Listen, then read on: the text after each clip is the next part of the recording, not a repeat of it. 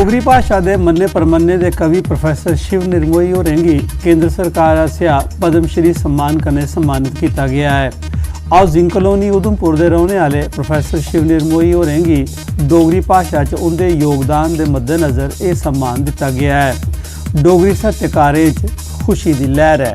मेरे लिए अज ये बड़े गौरव की गल है कि भारत सरकार ने मिगी पद्म श्री पुरस्कार करने अलंकृत करने का निर्णय लेता है।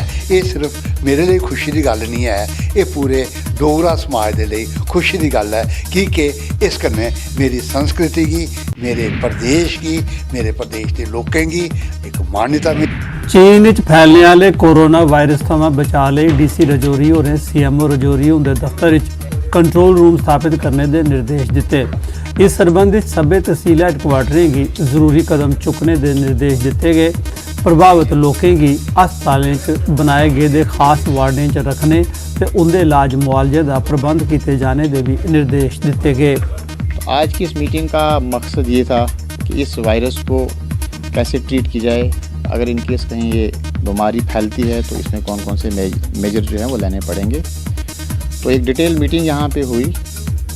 सीएमओ साहब ने अपने ऑफिस में जो है 24/7 एक सेल कॉन्स्टिट्यूट किया है। हर हॉस्पिटल के अंदर जो है आइसोलेशन वार्ड जो हैं डेजिग्नेट किए गए। सोशल वेलफेयर डिपार्टमेंट सांबा आसेआ government girls higher secondary school जाखे च महिला सशक्तिकरण के विषय उपर एक डिबेट कंपीटिशन कराया गया। चीफ प्लानिंग अफसर सखलीन कौर कार्यक्रम में चीफ गेस्ट हियां। डिस्ट्रिक्ट सोशल वेलफेयर अफसर Samba Deep Kumar guest of honour है। डिबेट में हिस्सा लेने वाली छात्राएं समाज च महिलाएं के महत्व उपर अपने अपने विचार साझे किए। सोशल वेलफेयर डिपार्टमेंट और डिस्ट्रिक्ट एडमिनिस्ट्रेशन की तरफ से जहाँ पे आज जख हायर सेकेंडरी स्कूल में एक डिबेट कंपटीशन रखा गया था, इस पे वुमेन एम्पावरमेंट पे, जिस पे जहाँ की बच्चियों ने जहाँ बढ़ चढ़ के हिस्सा लिया। और हमारा मेन मकसद जो है इस मुहिम का वो है नारी सशक्तिकरण, जिससे नारियों जो है वुमेन जो है वो समाज में समानता उनको मिले। सांबा जिले के रामगढ़ ब्लॉक के ग्रां नंदपुर सब mission agricultural technology management agency के तहत एक दिहाड़े की जिला सतह की नुमाइश लाई गई। एनिमल हसबेंडरी महकमे सांबा आसेआ आयोजित नुमाइश किसाने ते पशु पालने वाले अपने अपने पशु लिए शिरकत की। इस मौके चीफ एनिमल हसबेंडरी अफसर सांबा डॉक्टर सतपाल वर्मा होरें किसाने की केंद्र आसेआ प्रायोजित स्कीमें की जानकारी दी। इस मौके नुमाइश च रखे गए पशुओं की एक कमेटी आसेआ पहला, दूआ ते त्रीया रैंक दिते जाने पर नगद इनाम भी दिता गया। 1 लाख जड़ा मतलब कि लीटर दुध है जड़ा वो जिले दे विच मतलब कि उहदा खपत होंदी है ते 60,000 लीटर जड़ी है वो जिले ते बाहर जाती है। तो अज दी इस प्रदर्शनी का एको मकसद हा, क्योंकि ये आत्मा का प्रोग्राम हा, केंद्र सरकार की एक योजना है। इहदे तहत साड़ी ये कोशिश है कि हर मतलब के किसान की पशु पालन वाले पासे मतलब के रुख करने वाले पासे इसी प्रेरित किया जाए। लोगों की ये जागृत करना है कि वो अच्छी नस्ल दी गायें और अच्छी नस्ल दी मंझां जड़ियां न वो इत्थे लोगों की दसनियां ही, ताकि उन्हें की उनका रख रखाव, उन्हें की खुराक और उनकी बीमारियों को बचाव करना और उन्हें की किस तरह करने उनकी देखभाल करनी। भद्रवाह च गौरी तृतीया के मौके उपर कुंचौथ त्यौहार मनाया गया। करवा चौथ वाला लेखा गया सुहागना अपने घरे वाले की लम्मी बरेस ताई बरत रखदियां। करवा चौथ की सुहागना चंद्रमा की अर्घ देइए बरत पुआरदियां, लेकिन कंचौथ की दिने सूरज की अर्घ देइए बरत पुआरिया जाता है। सुहागना पूरा साज संगार करिए दरिया तला नाग के कंढे धार्मिक कृत करदियां। सभे सुहागना कट्ठे होइए मंदिर च जाइए पूजा अर्चना करदियां ते फिर सभे बड़े निक्के अगे मत्था टेकिए आशीर्वाद लैंदियां। कोटली, गाठा, खक्खल, गुप्त गंगा, चनोड़ ते पिंचोड़ थमां कुंचौथ मनाए जाने दियां खबरां थोईयां।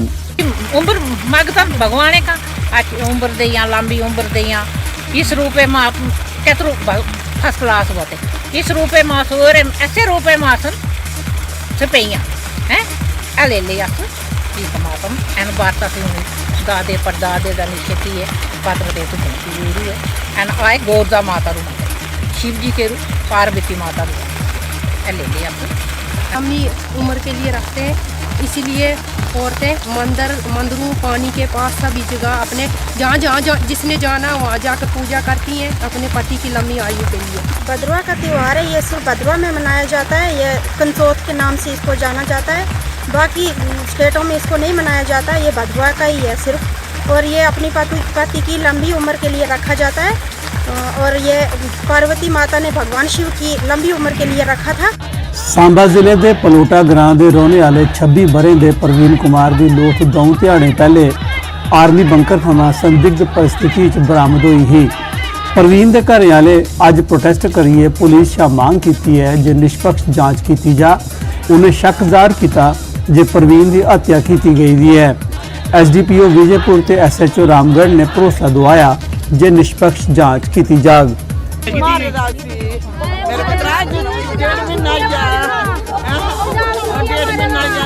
कपड़े गंदे हो गए डिमांड करना चाहते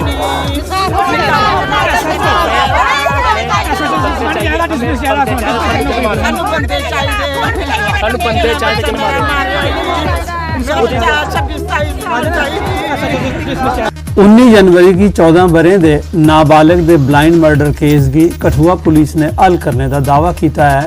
एक प्रेस कॉन्फ्रेंस डीएसपी मजीद महबूब होरें दस्सिया जे मुलजम तरसेम कुमार ने 14 बरे दे साहिल कुमार की हत्या करिए लोथ झाड़ियां च सुट्टी ओड़ी ही ते रूपोश हो गया हा, लेकिन पुलिस उसकी तलाश करती रही ते उसकी अटली मोड़ थमा गिरफ्तार करी लिया है।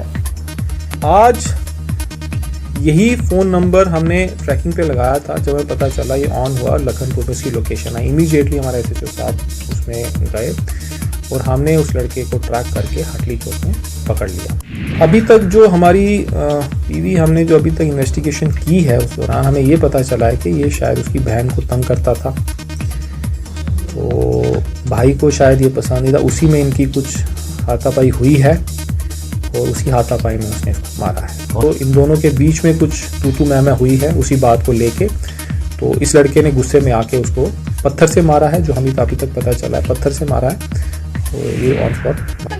पुंछ जिले के मंडी तहसील हैडक्वार्टर च सोशल वेलफेयर महकमे आसिया बेटी बचाओ बेटी पढ़ाओ के प्रति जागरूक करने ताई एक रैली का आयोजन किया गया। इस आंगनवाड़ी ते आशा वर्करें के अलावा सोशल वेलफेयर महकमे के कर्मचारियों, पंचायत मैंबरें ते समाजी संगठनें के मैंबरें हिस्सा लिया। रैली की अध्यक्षता CDPO नईमुन्निसा होरें की, जबकि BDC चेयरमैन मंडी शमीम गनई और मुख्य परौने हैं। बेटी बढ़ाओ बेटी बचाओ का जो है प्रोग्राम वो शुरू हो रहा है। ये तहसील कम्प्लेक्स से शुरू हुआ और यहाँ आके हायर सेकेंडरी स्कूल में ख़त्म हो गया। हमारे साथ ये तहसील एडमिनिस्ट्रेशन से जो चेयरपर्सन से हमारी फ्लैग ऑफ रैली की है, तो यहाँ से हमने अपने तहसील कम्प्लेक्स से लेकर पूरे मार्केट से होते हुए और हायर सेकेंडरी स्कूल में आज हमने इसको फिनिश किया है।